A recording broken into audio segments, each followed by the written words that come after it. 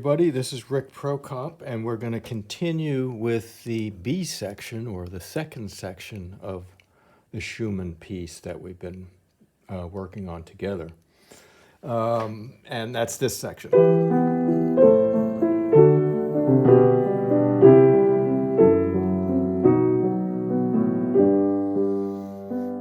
So ultimately, the playing of the right hand is going to require finger legato, similar to what we did with the opening 8 bars. And so I'd just like you to practice starting on B, 4th finger, and an up motion, and then an up motion to the pinky on C, and then down, and then an up motion with 4th finger on A, and we're just going to do this sequence.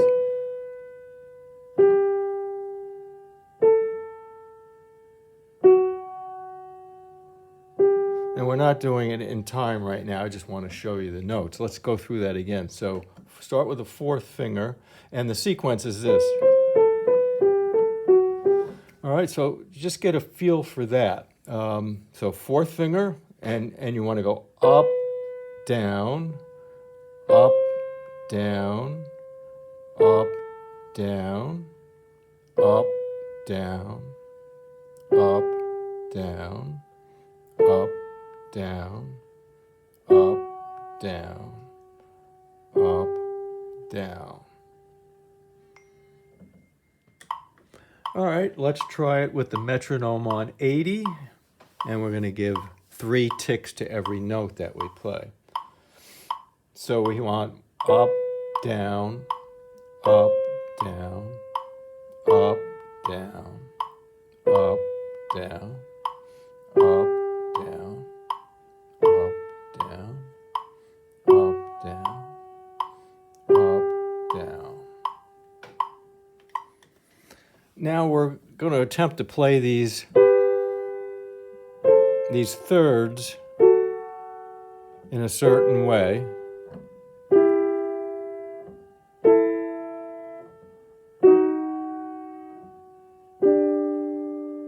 But before doing that, I'd like you to just play third GB with 2 and 4. And it would be best when you're doing something like this if your rhythm is suspect, if you play out of control a lot, you tend to get faster and faster. Just put a metronome on, like 80, and just practice these like 3 beats on each one. So G and B, and just over and over again, and get a sense of what it feels like to balance on those 2 notes with 2 and 4. And once again,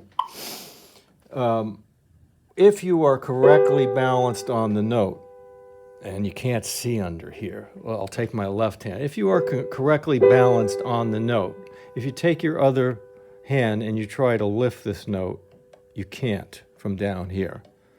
And it's not that you're pushing down, it's just that your weight, this 1 pound of weight that your hand weighs, is balanced at those 2 points. Okay. The next third you want to experiment with is A and C, and that's with 3 and 5. So try this. 1, 2, 3. And try to lift those fingers. So we're doing like this, so lifting them, try slightly straightening them out. And then the important thing is that they play exactly together and that you follow through with this up motion so that you're sitting on those 2 notes. So that's A and C. Okay, then the next third is F sharp and A with 2 and 4. So play that a bunch of times just to get a feel for what that's like to balance there. The next 2 is G and B with 3 and 5. Remember, we started out with 2 and 4 on those 2 notes, right? Okay, and now you go down to E and G with 2 and 4. So play those. And now how he harmonizes the melody changes. Now he harmonizes this A, not with a third below, but with a fourth below. So we have E and A with 2 and 5. So practice that. Flatten your fingers out, lift them, and then follow through. That's it. And the fingers then will have their natural curvature when you're done. All right, and then the last third is D sharp and F sharp with 2 and 4.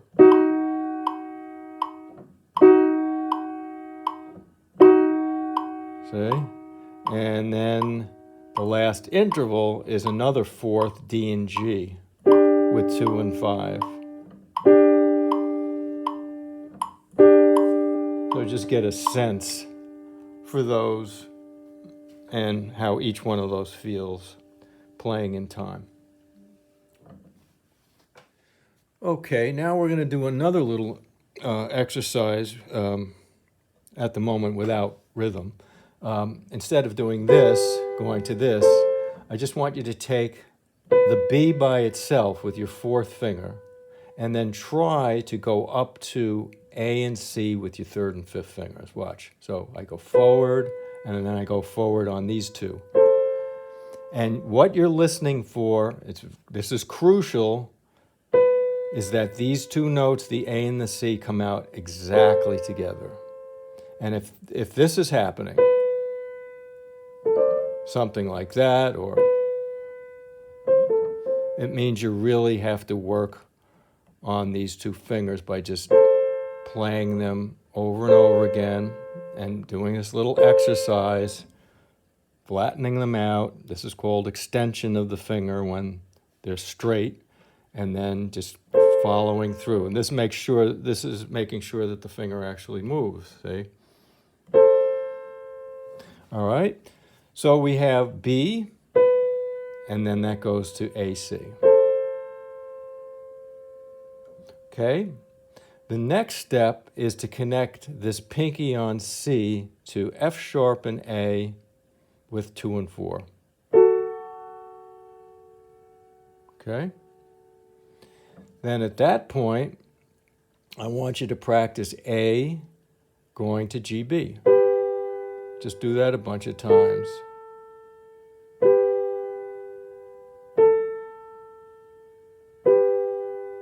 Okay? The next connection then is from this pinky on B to E and G with 2 and 4. So you have this now. And then the exercise I want you to do here is just start on G and then go up to E and A with your second and fifth fingers, making sure that those two notes are playing exactly together. Okay? Then this A with the pinky is going to connect to D sharp and F sharp with the second and fourth fingers. And you do an up on those two. And then from there, I want you to practice the F sharp, just going to D and G with your second finger. So practice that. F sharp to D and G.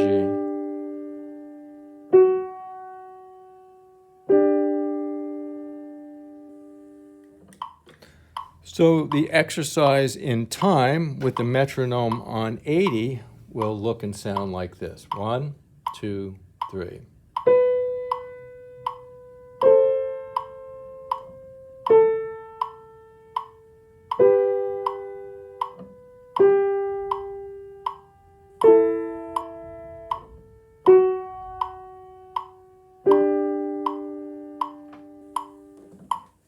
So practice these two little techniques, the single note with the metronome on, followed by the single note going to the thirds and the fourths. And I can't stress how important this is. If you do someday want to play up to speed and have it feel comfortable and easy, always play 3 times as slowly as you're eventually going to play. Unless you have great fingers already, then you don't have to do that. But this is the secret, and as I explained in the last lesson, Very often you'll just put the pedal down and you'll fake your way through it, or you'll try to play fast, and you just never are going to really learn how to play or develop the fingers that you need. All right, let's try the next exercise now, which will be beginning on G and B with 2 and 4, and you go up.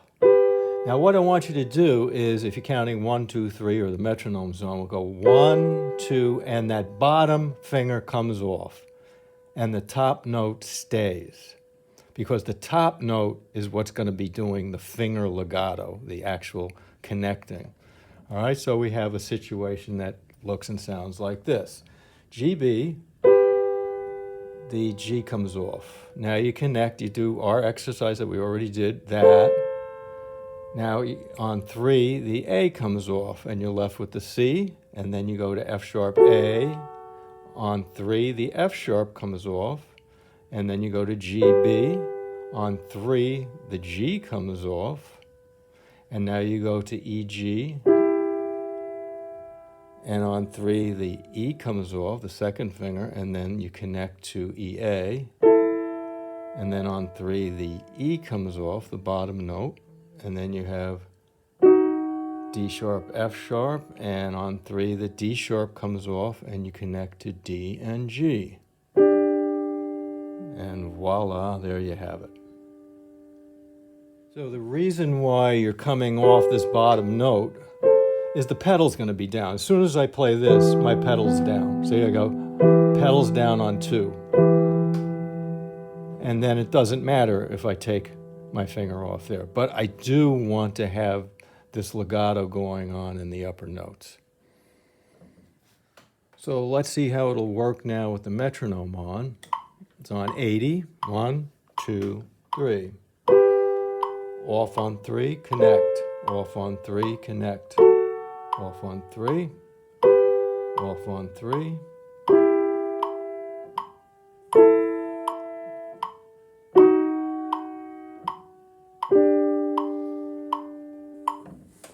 And I'm thinking this is even a little fast. I would even go down to around 60. Let's see how that works. Watch this. 1, 2, 3. Get off the bottom. Get off the bottom note. Off that bottom note.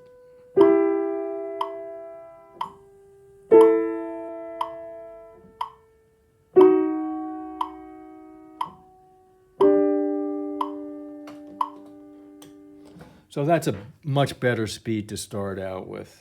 And again, when you're playing slow, it's really difficult. It takes a lot of patience. It takes a tremendous amount of muscular restraint to get those notes to come down exactly when you want them to come down, and then to synchronize with other notes. So I think I'm going to leave it there for today before integrating the thumb into all of this, because there's a lot to practice there if you're new to this kind of thing, and this kind of manner of practicing the piano. So I will see you next time then, and have a great day.